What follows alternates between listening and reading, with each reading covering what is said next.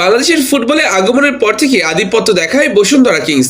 মাঠের খেলায় নিয়মিত সাফল্যের সঙ্গে মাঠের বাইরে পেশাদারিত্বের সঙ্গেই পরিচালনা করে নিজেদের কার্যক্রম, গড়ে তোলে আন্তর্জাতিক মানের স্টেডিয়াম এবং অনুশীলন মাঠ। খেলোয়াড়দের জন্য সর্বোচ্চ সুযোগ সুবিধা নিশ্চিত করে প্রশংসা কুড়ায় তারা। তবে সাম্প্রতিক সময় খেলোয়াড়দের সঙ্গে আর্থিক বিষয়ে সম্পর্ক ভালো যাচ্ছে না ক্লাবটির, যার প্রভাবে গত মৌসুমে মাঠের খেলায় সাফল্য আসেনি। গেল কয়েক বছর ধরে বসুন্ধরা কিংসের প্রাণভোমরা বলে যাওয়া রফসান রবিনের সঙ্গে সম্পর্ক ছিন্ন হয় আর্থিক অসঙ্গতির কারণে। এরপর রোমানিয়ান কোচ ভ্যালেরি তিতার সঙ্গেও আর্থিক ঝামেলায় পড়ে ট্রান্সফার নিষেধাজ্ঞা পড়ে ক্লাবটি।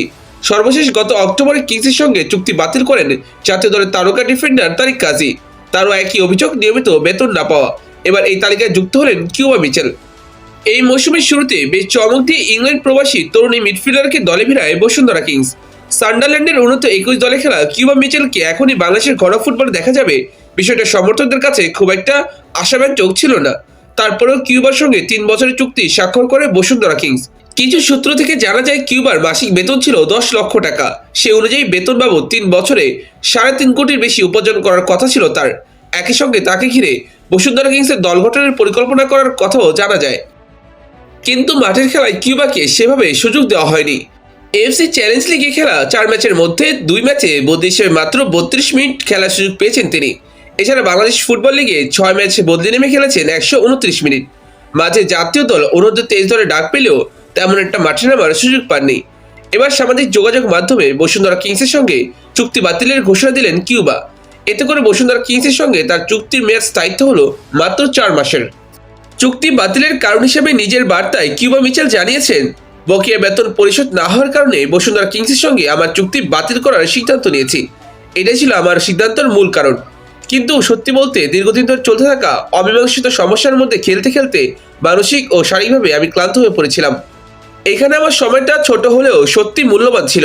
প্রথম দিন থেকে আমি এখানকার জীবনধারা, সংস্কৃতি আর মানুষকে ভালোবেসেছি। কিছু অসাধারণ সতীর্থ আর সমর্থক পেয়েছি যারা আমাকে স্বাগত জানিয়েছে এবং মনে করিয়ে দিয়েছে কেন আমি এই খেলাটাকে এত ভালোবাসি।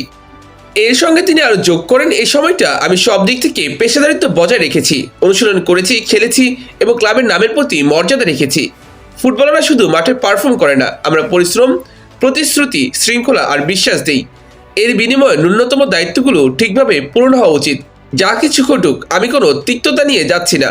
খুব অল্প সময়ে যে সম্পর্কগুলো গড়ে তুলেছি আর যে অভিজ্ঞতাগুলো পেয়েছি, ওগুলো আমার কাছে অনেক গুরুত্বপূর্ণ, সব স্মৃতি হয়ে থাকবে। নিজের বার্তার শেষ অংশে কিউবা মিচেল লিখেছেন, বাংলাদেশের ফুটবল আরও ভালো কিছু পাওয়ার দাবিদার। উন্নত কাঠামো, খেলোয়াড়দের প্রতি ন্যায্যতা আর সম্মান, এগুলো খুব জরুরি।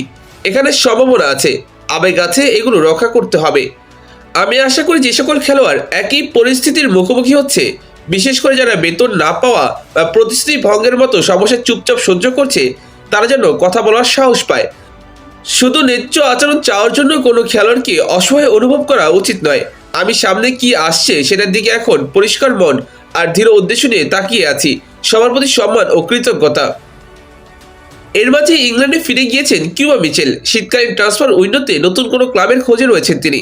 খুব শীঘ্র হয়তো তাকে দেখা যাবে নতুন কোনো ঠিকানায়।